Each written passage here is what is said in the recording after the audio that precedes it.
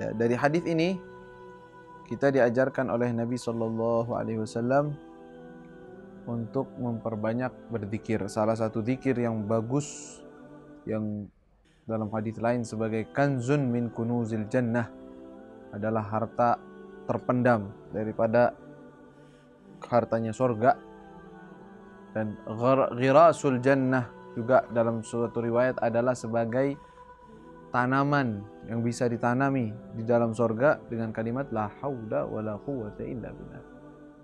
Dari hadis ini Rasul mengatakan bahwa kalimat ini adalah sebagai obat dari 99 penyakit. Paling mudahnya, paling kecilnya adalah ham, adalah sumpek. Ya. Maka dari sini kita diajarkan oleh Nabi SAW untuk berobat dengan berzikir. Berobat dengan memperbanyak zikir. Dan dari sini juga diketahui bahwa kebanyakan penyakit sumbernya dari hati juga. Efek samping dari sumpek, gundah, risau, ya, ketakutan yang gak wajar, itu membuat penyakit jasmani juga. Maka pengobatannya dengan salah satunya adalah berzikir kepada Allah dengan kalimat la haula wala quwwata illa billah. Ya, memperbanyak kalimat tersebut obat. Karena apa? Karena di dalamnya terdapat penyerahan diri yang total kepada Allah, bahwa kita nggak punya apa-apa, semuanya tergantung kehendak dan pemberian dari Allah. La haula, saya nggak punya kekuatan. Artinya apa sih kalimat la haula? Dalam beberapa riwayat Rasulullah mengajarkan, apakah kamu tahu apa arti daripada la haula wala quwwata illa billah? Nabi bilang. Akhirnya sahabat bertanya, apa itu ya Rasulullah? Maka Rasul mengatakan, la haula an ma'siyatillah illa bi'ismatillah. Tidak ada orang yang mampu untuk meninggalkan kemaksiatan kepada Allah kecuali dari penjagaan dari Allah. Kecuali karena penjagaan dari Allah. Dan tidak ada orang yang kuat untuk melakukan taat kepada Allah kecuali atas dasar pertolongan dari Allah. La haula an ma'siyatillah illa bi'ismatillah wa la quwwata ala ta'atillah illa bi'aunillah. Lihat. Berarti benar-benar kita ini nggak punya apa-apa. Itu artinya benar-benar berserah diri kepada Allah Subhanahu wa taala bahwa kita nggak punya apa-apa, nggak bisa apa-apa. Tetapi semua itu tidak berarti kita tidak melakukan apa-apa. Ya, jangan disalahpahamin.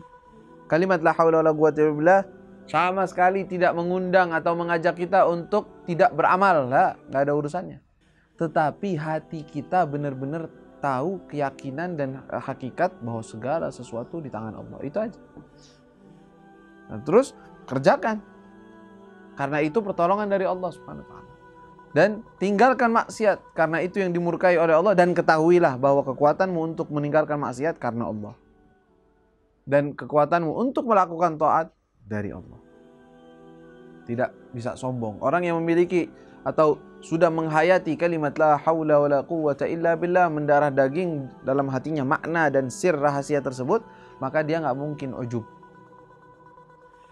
Dan ini kalau kita teliti salah satu makna keadaan fana yang kita pernah ucapkan, pernah sebutkan, yaitu ada suatu keadaan bagi seseorang yang bisa sampai saking banyaknya zikir kepada Allah Subhanahu wa taala sehingga kekuatan berzikir tersebut sudah mempengaruhi hati tersebut sehingga dia lupa akan segala-galanya selain Allah, hanya melihat Allah. Dan ini makna dari kalimat la haula wala quwwata illa billah. Dia hanya melihat kekuatan semua dari Allah, pemberian dari Allah. Dari situ hilang yang rasanya riya, al-ujub, enggak ada. Kaif ujub? Semua dari Allah. Karena enggak punya apa-apa. Ya. Dan melihat segala apa yang kejadian dari Allah Subhanahu wa taala, apa yang terjadi besar, berat, itu semua dari Allah. Maka dia akan terima, oh ini ketentuan dari Allah Subhanahu wa taala. Ya. Tentunya bukan berarti kemaksiatan dia terima, dia ridhoi, enggak. Lain lagi itu urusannya.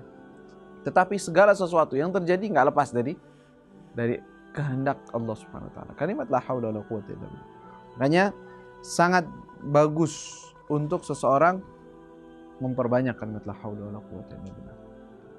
Salah satunya adalah kalimat ini apalagi ditambah dengan kalimat masya Allah la quwwata illa billah. Ya, itu salah satu kalimat untuk menjaga kenikmatan yang kita miliki agar terjaga oleh Allah Subhanahu wa taala. Disebutkan oleh Sayyidina Ja'far As-Shadiq, fi riwayat Sayyidina Muhammad Al-Baqir juga, "Idza a'jabaka syai'un min umuri dunya aw mata'ika aw ma malakta faltukthir min qawli la masyaallah la quwwata illa billah." Setiap hari kita punya nih rumah bagus, mobil bagus, ataupun baju kita bagus ya baju, bilang masya Allah la quwwata illa billah. Masya Allah kita. Kenapa?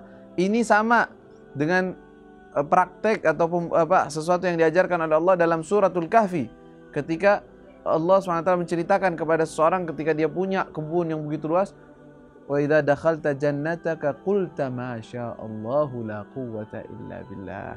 Bilang begitu katanya, kalau engkau masuk ke kebunmu yang bagus, yang engkau merasa bagus agar dijaga oleh Allah, maka mengucap masya Allah la quwwata illa billah. Karena banyak seseorang karena dia tidak berzikir kepada Allah, tidak mengucap masya Allah, tidak mengucap la haula wala quwwata illa billah, dia suka, dia bangga, terkena sesuatu. Dan ini sering kita terjadi. Kalau kita perhatikan dalam urusan kita, senang sesuatu sebentaran rusak. Kita puji, apalagi kita sebut. Hati aja itu kadang-kadang terjadi. Apalagi kita sebut, oh ini ya gak pernah rusak besok. Oh ini ya bagus ya, bangunannya kokoh, besok runtuh. Sering itu kayak gitu. Nah ini dinamakan dalam bahasa lain atau ucapannya disebut dengan ain. Ain itu artinya mata, kena mata disebut. Mata ini disebabkan sesuatu yang batin, yang suatu pembesaran terhadap sesuatu tidak disandarkan kepada Allah, maka kadang-kadang rusak hal tersebut. Dan dalam hadis yang lain Rasul mengatakan innal ain haq. Sesungguhnya ain itu hak, benar. Bisa terjadi. Makanya apa saja yang kita sukai, kita punyai, kita banyak masya Allah la quwwata illa billah. Masya Allah la quwwata illa billah. Nah, kalau ada orang punya anak, anaknya lucu atau apa, bilang masya Allah, masya Allah. Atau disertakan dengan salawat kepada Nabi Muhammad SAW. Ya, kalau enggak, kadang-kadang ada anak kecil, ya, fotonya disebar atau dia dilihat oleh orang lain. Orang lain lucunya, bagusnya, tanpa mengucap zikir kepada Allah. Walaupun terkadang tidak ada niatan untuk hasud atau hasad atau iri, tidak ada. Cuman karena memang ada ya, rahasia dalam suatu ucapan itu, terkadang sesuatu terjadi. Maka Allah turunkan penyakit, sakit kadang-kadang anak tersebut. Setelah dia keluar kok malah rewel, jadi sakit, ya. Kenapa? Karena terkena hal yang negatif, pujian yang tidak disertai zikrullah. Ini kalau kita begitu bilang masya Allah, ucap sallu ala nabi Allahumma salli. Biar dia mengucap salawat kepada Rasulullah, biasa itu menghapus daripada keburukan dari ucapan seseorang atau keburukan dari pujian seseorang. Ya. Nah itu, dan itu hak, artinya bisa terjadi. Dan itu semua tidak lepas dari ketentuan Allah Subhanahu wa taala. Itu cuman rahasia Allah dalam takdir Allah. Ya, ini sebabnya begini, ini sebabnya begini, ini sebabnya begini, itu jalur. Bukan berarti itu memiliki kekuatan atau sama kayak kita kalau mukul bisa bikin sakit. Apakah karena pukulan kita jadi sakit? Enggak. Hakikatnya dari Allah. Cuman ini sunnatullah, artinya sesuatu yang Allah sudah jalankan begitu. Di dalam kehidupan dunia, siapa yang terpukul, biar normalnya sakit. Begitu. Ya, siapa yang begini, normalnya biasanya itu namanya sunnatullah. Artinya sesuatu yang Allah sudah tetapkan dalam kehidupan duniawi. Itu disebutnya dengan sunnatullah. Dalam Al-Quran juga disebutkan hal tersebut. Tetapi hakikatnya la haula wala quwwata illa billah. Nah, ada yang punya. Ya. La haula, tidak ada kekuatan untuk, makanya kalau orang mengucapkan ucapan ini, tidak ada kekuatan untuk saya bisa taat kecuali dari Allah. Tidak bisa saya meninggalkan maksiat kecuali karena Allah. Berarti dia benar-benar memasrahkan diri kepada Allah.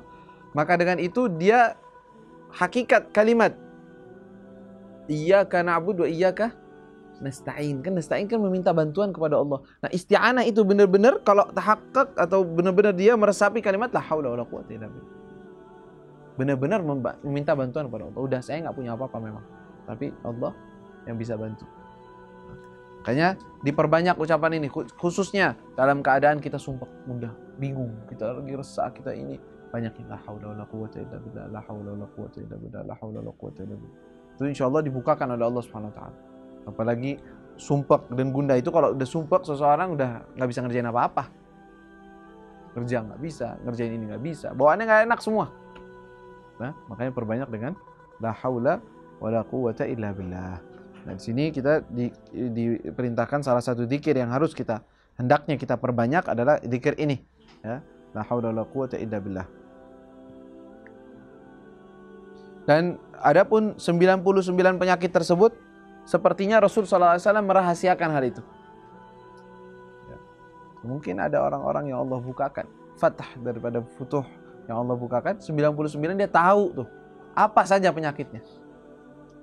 Ya, tetapi Rasulullah rahasiakan, Rasulullah nggak nyebut 99 ini enggak. Cuma Rasulullah bilang itu adalah obat dari 99 penyakit, paling rendahnya adalah sumpah. Yang tingginya apa? Banyaknya apa? Selain itu apa? Rasulullah rahasiakan. Artinya perbanyak aja. Manfaatnya banyak. Sepertinya bilang begitu. Udah perbanyak karena manfaatnya banyak.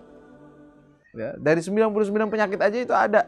Ya, itu sebagai obatnya. Maka perbanyaklah mengucap la haula wala quwwata illa billah.